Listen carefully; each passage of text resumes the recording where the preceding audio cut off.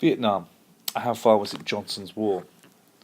The Vietnam War was overwhelmingly that of Lyndon B. Johnson's, the President clearly raising American involvement in the war from that of a proxy to that of a direct belligerent. Fundamentally, Johnson crossed the threshold in terms of combat troops instead of advisors and escalated existing air and financial support for the South Vietnamese forces.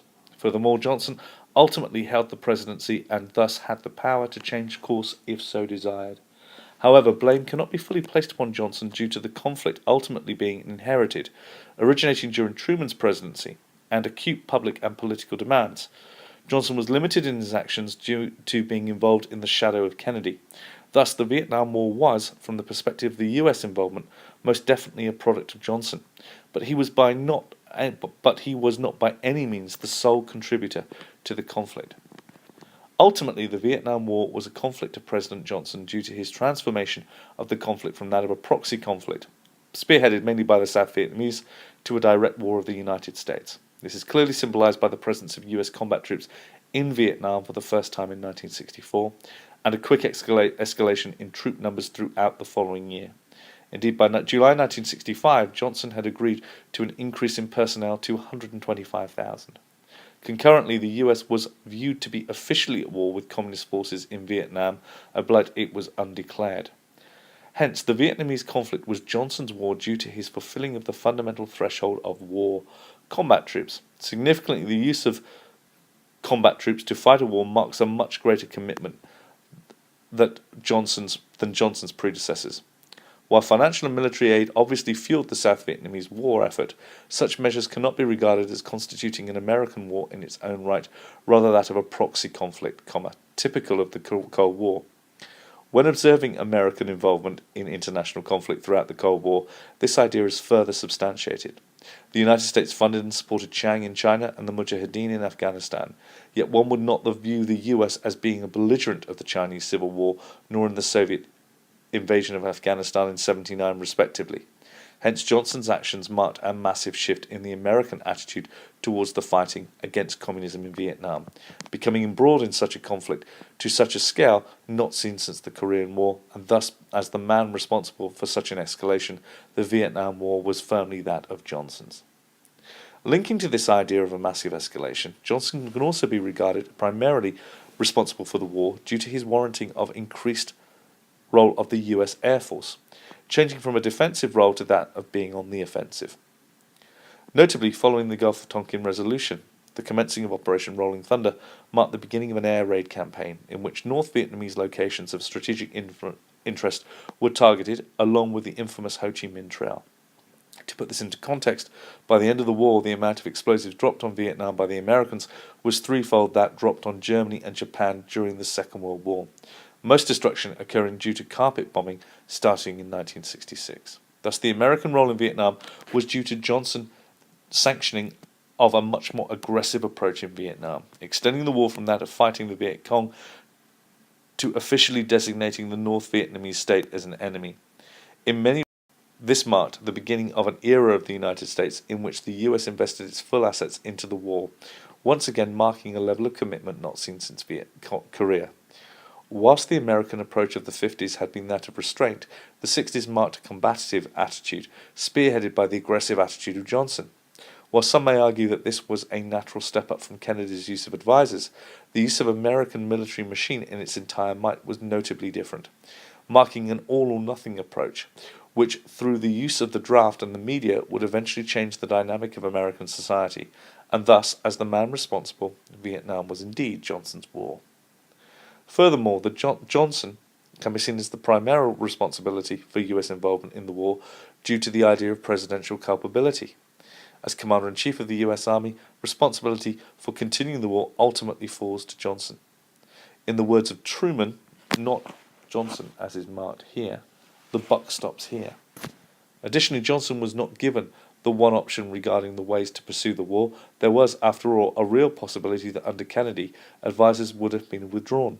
Johnson could have, according to George Bull, overruled his advisers, listened to the alternatives, George Bundy for example, and exited Vietnam. Hence the Vietnam was the conflict of Johnson due to his belligerent and uncompromising nature, which made any possibility of a controlled withdrawal from the conflict impossible. Johnson cannot be excused by the argument that he was given an impossible decision. Far from being a black or white decision, Johnson could have chosen any array of smaller, more reserved options, but instead decided upon an all-out approach, which, bar the use of nuclear weapons, could not be rivalled. This led to the idea of Johnson being a particularly belligerent individual, and thus sought war due to his own personal hubris. This substantiated further by the fact that Johnson needed an election victory to fulfill his own personal ambitions, and hence responsible for the US involvement in Vietnam. Now, on this point here, his own personal hubris. Hubris is defined as self-pride, an overweening self-pride. So I think this term here is used incorrectly. Conversely, this idea of appealing to the electorate could mitigate Johnson from being the sole responsible figure pursuing the war. Johnson, as a democratically elected representative, was ultimately answerable to an electorate and more immediately Congress. Following the Gulf of Tonkin incident, Congress provided overwhelming support for the war, 408 votes to 7, essentially leading to a united front above party politics.